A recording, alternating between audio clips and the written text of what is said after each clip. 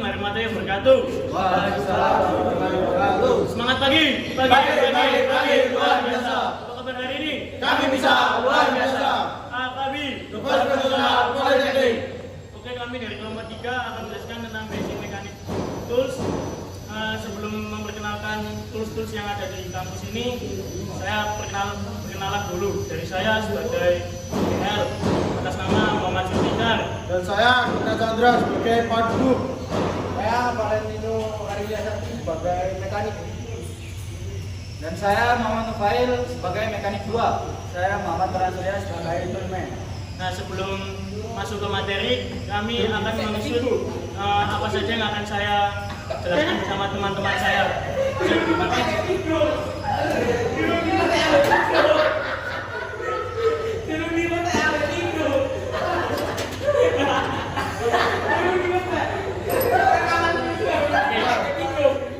Ini yang Di dalamnya itu ada beberapa alat, mulai dari stable spanner, mulai dari ada apa itu headset, ada ini double spanner, ya kurang lebih seperti ini, dan lebih detailnya nanti akan saya jelaskan bersama teman-teman di kelompok saya. Thank you. kami saksikan lebih lanjut. Yo. Sebelum kita praktek menjelaskan tentang tools, sebaiknya kita memakai alat-alat safety, yaitu seperti helm safety, safety glove, sama face safety, dan terakhir safety shoes. Oke, sekian dari saya. 1, 2, 3. Nah, teman-teman, di sini saya akan menjelaskan tentang jas table range. Cara penggunaannya adalah dengan cara Fungsi, bro. saya akan menjelaskan jas table range, yaitu fungsinya untuk membuka bolt atau mengencangkan bolt. Dengan cara fungsinya seperti ini. Cara mengencangkan, cara membuka, tapi tidak dengan kekencangan yang maksimal mungkin. Oke, kali ini saya menjelaskan tentang dead blow hammer. Dead blow hammer ini fungsinya untuk membuka jika ada komponen atau washer yang menempel pada komponen yang rapat. Nah, kelebihan dari ini beda dari hammer yang lain. Hammer ini, dead blow ini tidak melukai washer tersebut. Terima kasih. 1, 2, 3. Ya, assalamualaikum warahmatullahi wabarakatuh. Di sini saya akan menjelaskan bagaimana cara menggunakan ketiga alat tersebut. Ada tang kombinasi, ada tang lancip kurang lebih bentuk seperti ini, dan ada juga ini tang potong. Nah, cara kerja tang kombinasi biasanya bisa juga untuk melepas baut kurang lebih seperti ini. Juga bisa untuk menahan menggunakan yang depan, untuk baut yang tengah, dan juga bisa digunakan untuk memotong. Nah, ini contohnya kabel ya, kita bisa menggunakan bagian yang paling belakang kurang lebih seperti ini. Nah, terputus. Nah, tapi saran saya, meskipun bisa memotong, tapi tang ini tidak worth it untuk memotong ya, digunakan ketika darurat saja. Kemudian ada tang lancip. Tang lancip biasanya digunakan pada komponen yang tidak terjangkau dari tangan. Contohnya seperti ini. Kita mau ambil plat di sini, kita bisa menggunakannya seperti ini, gini, dan gini. Nah, kurang lebih cara kerja tang lancip kurang lebih seperti ini. Kemudian ada tang potong. Tang potong itu seluruh bagiannya seperti gunting, kurang lebih seperti ini. Nah, digunakan untuk memotong. Contohnya kabel, kurang lebih seperti ini. Tapi meskipun dinamakan tang potong, tidak semua tang potong ini bisa untuk memotong berbagai macam material ya. Contohnya yang bisa dipotong menggunakan tang potong seperti kabel, terus hose kecil, tapi jangan untuk memotong besi. Nah, seperti itu. Nah, berikut adalah penjelasan saya cara menggunakan ketiga alat tersebut. Terima kasih. Ini saya akan menjelaskan tentang hotkey atau kunci L. Itu digunakan untuk membuka atau membuka bolt yang berbentuk bulat dengan memiliki lubang segi 6. Ini di sini ada beberapa ukuran. Ini ukuran 10 mm, ini 8 mm, ini 6 mm, ini ukuran 5 mm, ini 4 mm, ini 3,5 mm, ini 3 mm, ini 2,5 mm, dan yang terakhir yang kecil ini 2 mm. Kawan-kawan, di sini saya akan menjelaskan tentang soket key. Soket key adalah fungsinya untuk membuka atau mengecangi bolt. Dan di sini ada beberapa ukuran soket key, mulai dari yang terkecil ini ukuran 10 mm, terus ini 12 mm, ini 14 mm, ini 16 mm, dan yang ini 17 mm, ini 21 mm, ini 22 mm, dan yang ini 24 mm, ini 27 mm, dan yang ini 30 mm, dan yang terakhir ini 32 mm. Dan saya akan mencontohkan cara kerja soket key dengan menggunakan threading T.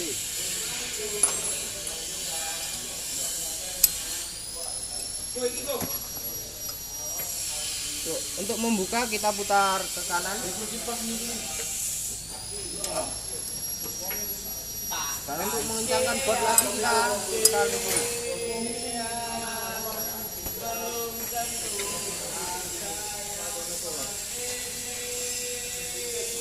Ya, di sini saya akan menjelaskan itu double open and rem. Ya, digunakan untuk membuka atau mengencangkan bolt. Di sini ada beberapa ukuran dari yang kecil 6 sampai 7, 8, 9, ini 10, 11, 12, 13, 14, 15, 16, 17. Ya, teman-teman. Nah, di sini saya akan menjelaskan itu ada double ring rem yang digunakan untuk membuka bolt atau mengencangkan bolt. Ini yang dari terkecil ukuran 6 sama 7 mm, terus yang ini 8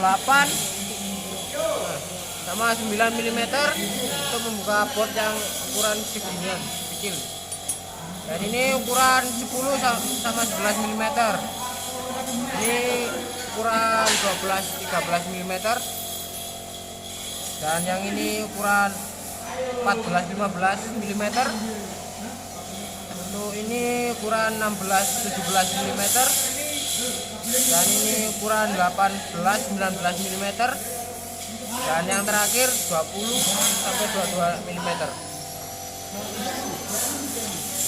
Di sini saya akan menjelaskan tentang komponen-komponen chisel. Alatnya seperti ini. Yang pertama ada flat chisel, kurang lebih bentuknya seperti ini yang paling kiri. Kemudian ada cross cut, kurang lebih bentuknya seperti ini. Ada juga pin punch, bentuknya seperti ini. Ada juga drive punch seperti ini dan center punch seperti ini. Nah, berikut adalah alat-alatnya. Ya, di sini saya akan menjelaskan tentang flathead screwdriver atau bandwin. Ini ada ukuran 4, 6, dan 8.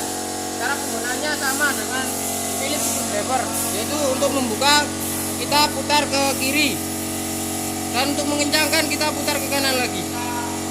Saya akan menjelaskan cara penggunaan sliding T, kurang lebih bentuknya seperti ini.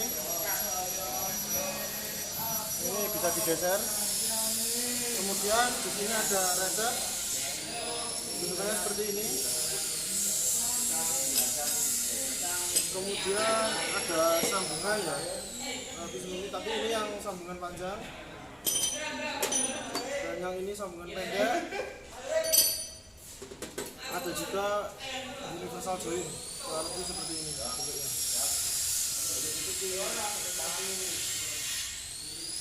Nah, pertama-tama saya di sini akan mempraktekkan cara menggunakan kunci sliding T kurang lebih seperti ini. Ini saya ingin menjelaskan penggunaan dari water pump plier. Saya di sini akan menggunakan kunci soket berukuran 19 mm. Kemudian saya menggunakan sliding T untuk membuka baut di engine. Kita pasang dulu. Selain itu water pump plier digunakan untuk Kurang lebih seperti ini. menjepit kalian pengikat. Seperti Bisa yang dilihat. ada selangkah di atas. Ini kita pasang dulu. Lalu disesuaikan ukurannya. Lalu kita putar ke kiri untuk membuka baut. Kurang lebih seperti ini. Kita putar ke kiri. Nah, ketika sudah kendor, kita bisa melepas dan melanjutkan menggunakan ratchet. Nah, di ratchet ini tidak boleh digunakan untuk mengencangi baut atau melepas baut yang terlalu keras. Hanya boleh digunakan ketika baut sudah agak kendor seperti ini.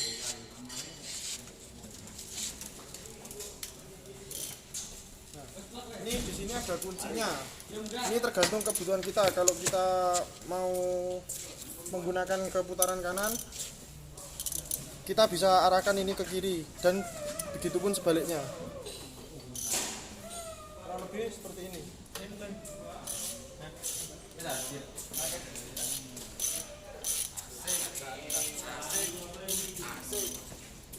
Nah, ketika sudah terlepas,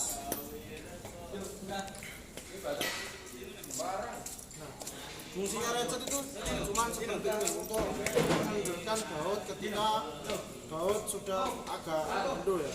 Kemudian cara pemasangan itu seperti ini. Kita pasang. Nah, kemudian kita gunakan ratchet, kita putar sini, lalu kita gunakan.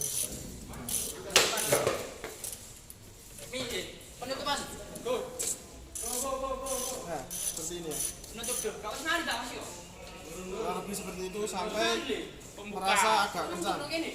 Seperti ini. Sekian penjelasan basic tool dari kelompok kami. Ketika sudah agak kencang, kita kembali lagi. Iya, itu pembukanya, Pak. Ini saya akan mempraktekkan cara menggunakan universal join seperti ini. Ya.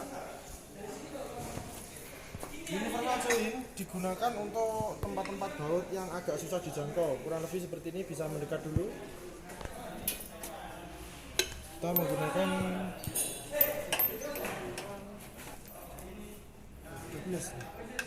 pas. Kita menggunakan kunci soket ukuran 16 mm. Posisi baut seperti ini ya, agak susah dijangkau. Jadi kita menggunakan universal join. Kurang lebih seperti ini. Kan kita bisa memutarnya dari sini juga, dari depan juga. Terus selanjutnya langsung saya terangkan juga cara menggunakan sambungan. Ini yang sambungan pendek dan ini yang sambungan panjang. Nah, sambungan panjang ini mempermudah ketika kita tidak menjaga baut, kita bisa menggunakan baut yang panjang. Kurang lebih seperti ini. Saya pasang, saya kendorkan. Nah, kurang lebih seperti itu. Dan ketika kita butuh yang sambungan pendek, kita bisa melepas yang panjang. Kita taruh yang panjang, kita pakai yang pendek. Kita pasang, lalu kita pasang ke universal join seperti ini caranya. Dan ketika kita tidak membutuhkan sambungan, kita bisa langsung menggunakannya langsung dengan universal join seperti ini. Langsung kita gunakan ke baut. Nah, berikut adalah contoh cara penggunaan universal join, sambungan pendek dan sambungan panjang.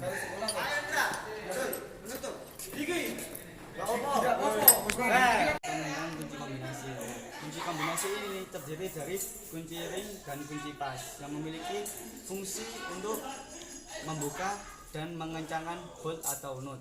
Nah, ini di sini ada kunci yang saya pegang, ini kunci nomor 32. Nah, di sini memiliki banyak ukuran ya, mulai dari 6 mm dan di sini saya akan menjelaskan ukuran 21, 22 dan 24, 32 seperti yang saya pegang. Nah, saya akan memberikan contoh bagaimana menggunakan seperti ini. Nah, seperti yang Anda lihat, nah seperti ini. Apabila tidak pas, bisa menggunakan kunci yang lebih cocok atau lebih pas agar masuk seperti ini. Kalau seperti ini tidak bisa, harus mencari yang pas seperti itu. Ini mungkin kebasaran.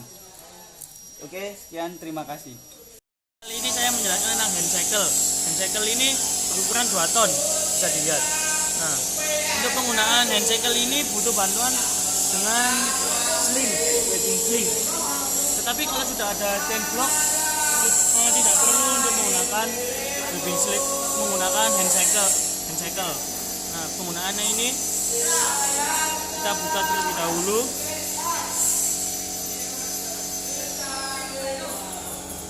Lalu kita masukkan.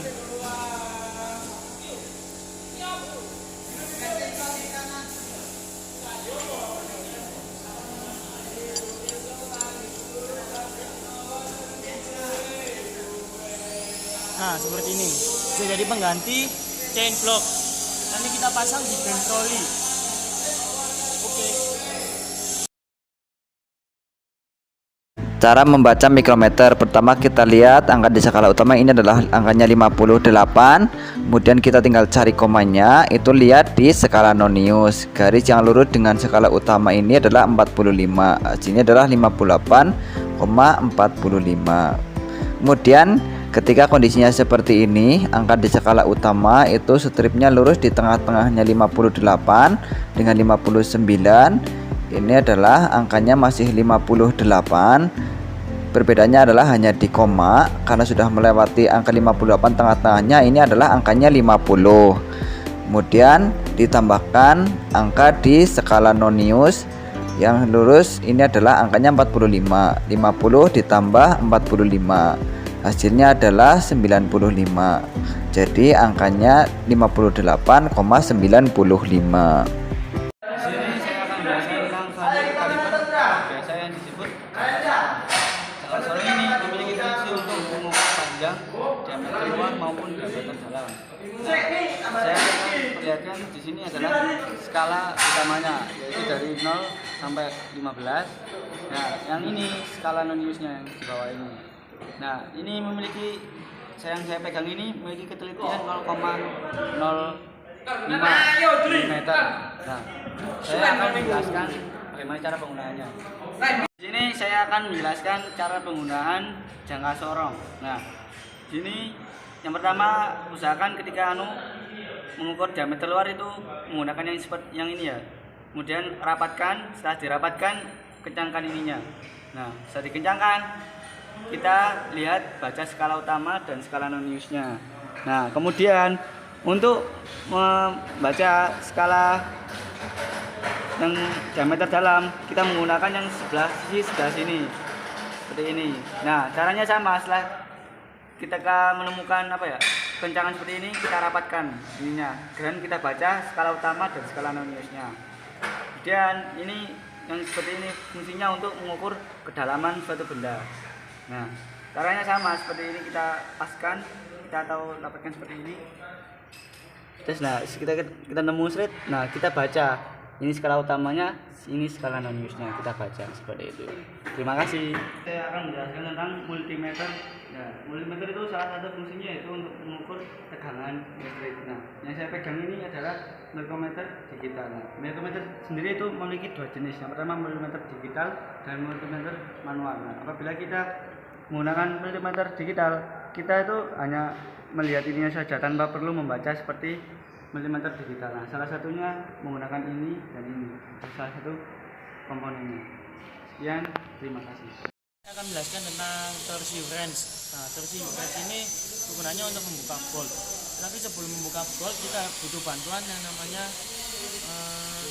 hand socket. Kita masukkan ke sini. Lalu sebelum membuka bolt atau mengencangkan, kita butuh ukuran yang sesuai dengan shop manual. Lebih baiknya saya akan mempraktekkan untuk mengencangkan atau membuka.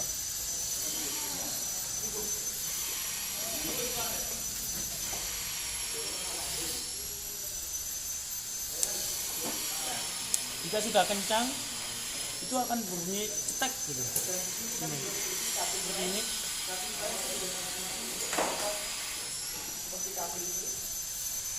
maupun pesawat atau benda-benda Oke. Kali ini saya akan menjelaskan tentang filter branch. Filter branch untuk berguna untuk membuka oil filter. Nah, ini adalah contoh oil filter dari HD. Saya akan memperagakannya untuk membuka.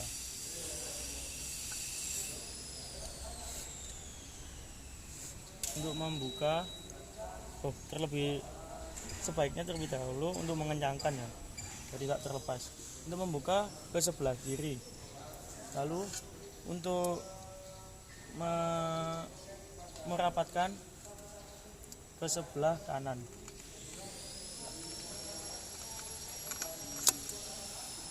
Oke, terima kasih.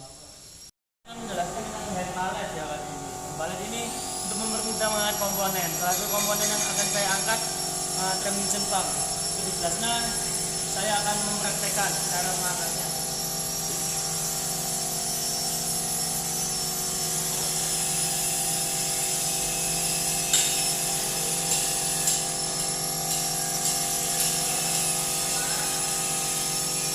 Nah, seperti ini.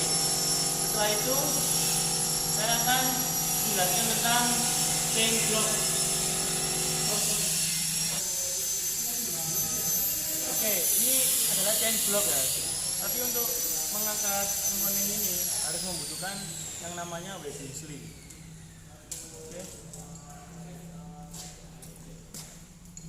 Ini adalah webbing sling warna hijau, yaitu ukurannya 2 ton.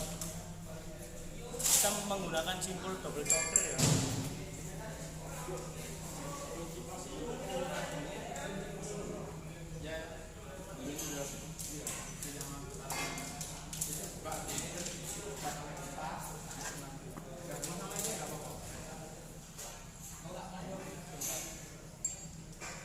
Menyimpulkan pastikan dengan rapat agar tidak boleh ke kanan atau maupun ke kiri. Nah, lalu kita pasang ke chain block. Oh ya, dan atas ini adalah bin troli. Bin troli ini mempermudah menggerakkan chain block ke kanan maupun ke kiri. Saya akan mengangkat komponen ini.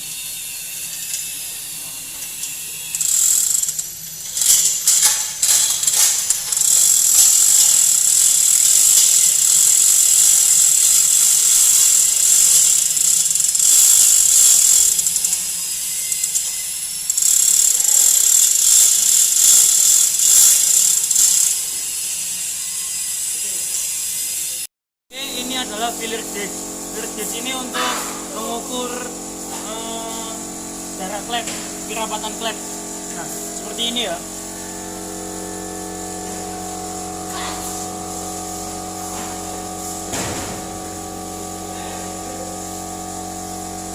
Jaraknya bisa dilihat.